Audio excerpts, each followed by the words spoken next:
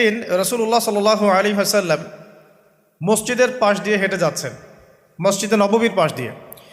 তখন সাহাবায়ে কেরাম রাদিয়াল্লাহু আনহুম আজমাইন তারা মসজিদের মধ্যে বসে একটা বিষয় নিয়ে কথোপকথন করছিলেন।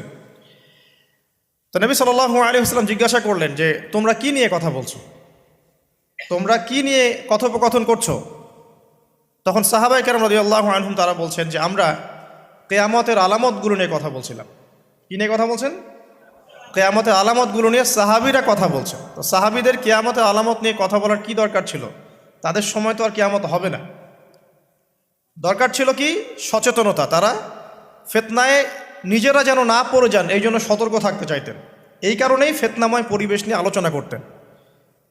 তো নবী সাল্লাল্লাহু আলাইহি ওয়াসাল্লাম তখন বললেন, দেখো, যতদিন পর্যন্ত 10টা আলামত প্রকাশ হচ্ছে না ততদিন পর্যন্ত কিয়ামত হবে না। কয়টা আলামত? 10টা। নবী সাল্লাল্লাহু আলাইহি ওয়াসাল্লাম প্রথমে বললেন 1 নাম্বার হচ্ছে মাসিহুদ দাজ্জাল। কি নাম? মাসিহুদ দাজ্জাল। 2 নাম্বার হচ্ছে ইয়াজুজ এবং মাজুজ। এর আদম সন্তান পৃথিবীতে বের হবে এবং পুরো পৃথিবীটা ম্যাসাকার করে ছেড়ে দিবে। আর মাসিহুদ দাজ্জাল সেও বের হবে শেষ জামানায়, যে ইহুদিদেরকে নিয়ে পুরো বিশ্ব শাসন করবে, বিশ্বের প্রতিটা ডিপার্টমেন্ট সে রুল করবে। এবং দাজ্জালের চেয়ে ভয়ঙ্কর কোনো ফিতনা এই পৃথিবীতে আসে নাই, আসবেও না। প্রত্যেক নবী তার কওমকে দাজ্জাল সম্পর্কে সতর্ক করেছিলেন, এমনকি নূহ আলাইহিস সালাম পর্যন্ত তার উম্মতকে দাজ্জালের ফিতনা সম্পর্কে সতর্ক করেছিলেন। নবী সাল্লাল্লাহু আলাইহি ওয়াসাল্লাম বলেছেন যে তোমরা যদি সূরা কাহাফ তেলাওয়াত করো, প্রত্যেক জুমার দিন সূরা কাহাফ তেলাওয়াত করো, অথবা সূরা কাহাফের প্রথম 10টা আয়াত, শেষ 10টা আয়াত মুখস্থ রাখো, ইনশাআল্লাহ তাআলা মাসিহুদ দাজ্জাল তোমাদের কোনো ক্ষতি করতে পারবে না। 1 মাসিহুদ দাজ্জাল, 2 ইয়াজুজ আর মাজুজ, 3 হচ্ছে ঈসা ইবনে মারইয়াম। ঈসা ইবনে মারইয়াম যতক্ষণ পর্যন্ত না আসছেন, পৃথিবীতে আবার ইউটার্ন না করছেন এবং তার হাতে মাসিহুদ দাজ্জাল নিহত না হচ্ছে, কিয়ামত হবে না। 4 দাব্বাতুল আরদ, অর্থাৎ পৃথিবীর ভিতরে একটা প্রাণী আছে, মাটি ফেরে এই প্রাণীটা বের হবে কিয়ামতের আগে আগে, এবং এই প্রাণীটা মানুষের সাথে কথাবার্তা বলবে, কথা বলতে পারা প্রাণী। এ যতক্ষণ বের হচ্ছে না কিয়ামত হবে না ইনশাআল্লাহ তাআলা। কটা বললাম? 4টা। 5 হচ্ছে দুখান বা ধোঁয়া। এই পুরো পৃথিবীর আকাশটা একটা নির্দিষ্ট সময় পর্যন্ত ধোঁয়ায় ছেয়ে যাবে এবং হতে পারে, আল্লাহু আলাম, হতে পারে যে সূর্যের আলো পৃথিবীতে পৌঁছাবে না, এমন ধোঁয়া হতে পারে। পুরো পৃথিবীটা ধোঁয়ায় ছেয়ে যাবে, এটা সূরা দুখানের মধ্যেও বলা আছে। এটা 5। 6 নম্বরে নবী সাল্লাল্লাহু আলাইহি ওয়াসাল্লাম বলছেন যে একটা ভূমিকম্প হবে পৃথিবীর পূর্ব দিকে। পৃথিবীর পূর্ব দিক মানে এই যে ভারত, পাকিস্তান, বাংলাদেশ, শ্রীলঙ্কা, ইন্দোনেশিয়া, ঠিক আছে, এই সিঙ্গাপুর, এই যে কন্টিনেন্ট, মালয়েশিয়া, এটা পৃথিবীর পূর্ব দিক। এদিকে একটা ভূমিকম্প হবে।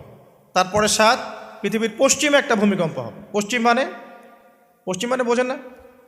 পশ্চিমা বিশ্ব না, সৌদি আরব না, পশ্চিমা বিশ্ব, ব্রিটেন, ফ্রান্স, জার্মানি, তারপরে এই যে রাশিয়ান কন্টিনেন্ট, হ্যাঁ, ইউক্রেন, এদিকে আপনার আমেরিকা, এই পুরো পশ্চিমা বিশ্ব, এখানে একটা ভূমিকম্প হবে বড়। এবং এগুলো এমন হবে যেগুলোতে ভূমি মাটিতে ধসে যাবে, মাটিতে ডুবে যাবে। ভূমিকম্প না, ভূমিধস। 8 পৃথিবীর মাঝখানে মধ্যপ্রাচ্যে একটা ভূমিকম্প হবে, যেখানে আমাদের সো কল্ড আমিরুল মুমিনিনরা থাকে, যারা আমেরিকা এবং ইসরায়েলের বন্ধু, এদের এখানে একটা ভূমিকম্প হবে ইনশাআল্লাহ তাআলা। আর 9 ইয়েমেন থেকে একটা আগুন বের হবে। ইয়েমেন থেকে একটা আগুন বের হবে, যে আগুন মানুষকে হাসরের মাঠের দিকে তাড়িয়ে নিয়ে আসবে। আরেকটা বলেছেন 10 নম্বর, যেটা এই মুহূর্তে আমি ঠিক মনে করি, সূর্য উঠবে পশ্চিম দিক থেকে। সূর্য উঠবে পশ্চিম দিক থেকে, তাহলে আর সময় নাই, পৃথিবীর সময় শেষ। এই 10টা মনে থাকবে? আসেন বলি। প্রথমে কি?